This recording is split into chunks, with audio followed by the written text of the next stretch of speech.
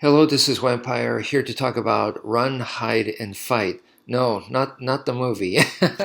I'm not here to talk about the movie. I haven't seen the movie. Um, I'm not even sure what it's about. It looks like an action film, and I didn't even know of this movie's existence until now. But I, what you're seeing here, where it says active shooter, how to respond, and it says run, hide, and fight. This is what I want to talk about. Okay, so government agencies, FBI, CIA, police, they're going to teach you that if you're ever in a situation where an active shooter shows up, like you're at the library, you're on campus, a college campus or a high school, and then an active shooter comes out, guy with an assault rifle or something, then you run, hide, and fight. Okay, and in that order. So hopefully you just run and that solves it. But if you can't, then you hide and then hopefully it'll be done, you know. Um, and if you can't hide, then you have to fight. That is what they're teaching. Okay. Um, so I want to say in this video that my self-defense method is the same as this. It's the same concept. Run, hide, and fight. Okay.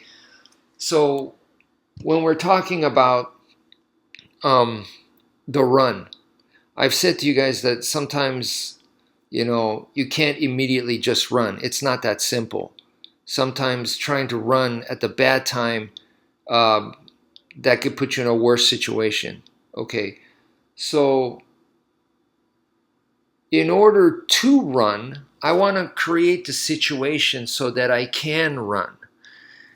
And that is where the diamond defense comes in.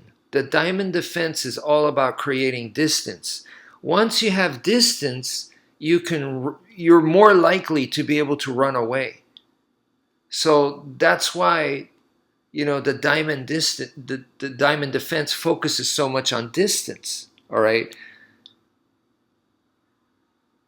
because the distance puts you in a more favorable position to defend or to run. But really, we want to run away. We want to get out of there. We want to escape. We want to survive, because the most important thing is your survival.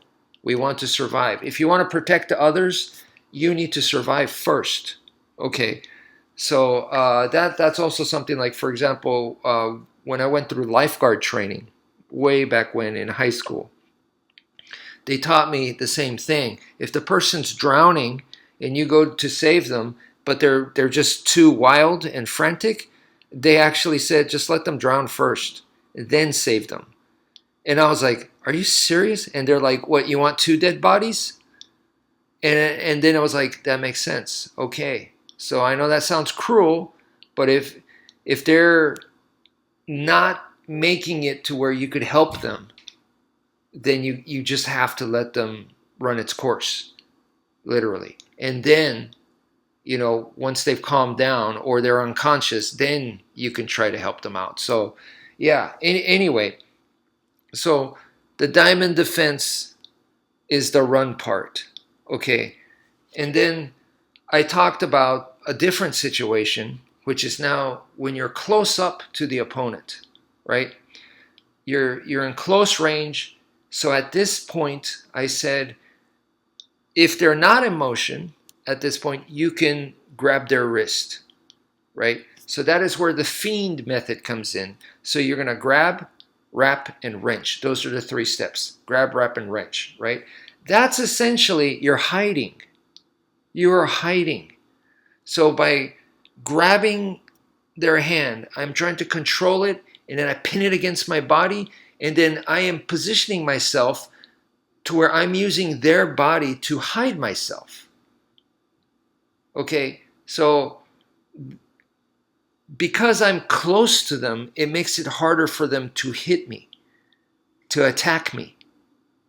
I know that seems kind of weird, but those of you that have studied the basic Brazilian Jiu-Jitsu, self-defense type stuff, then you kind of understand what I'm saying. You actually get in the clinch, and boxers do this too. where they actually get in the clinch so that they could hide from the punches. All right, you're taking too much damage, you clinch, you hold on to them, and you smother them, and you're hiding. So this is actually a different kind of hiding. All right, yeah, what you're seeing here in the photo where the person is hiding behind a chair, or in this other on the other photo to the right, you see a person hiding underneath a desk. Yeah, if you can, that's awesome. Yes, hide like that. But if you can't, right? If you can't, just like running. If you could run, that's great. But if you can't run, you have to make the situation so that you can run. And if you can't hide like this, well, then you're going to have to hide a different way. And I'm telling you, this is how we hide if they're right up on you. By clinching them and controlling the clinch, getting the advantageous position, get the clinch on your terms. Okay, so then the last one is the fight part. The fight, this is the K4S system. Okay, so that's where that comes in. So I hope that makes sense. I'm still following the run, hide, and fight. Okay, but it's for self-defense purposes. All right, so that's it for now. Thank you for viewing, and take care, folks.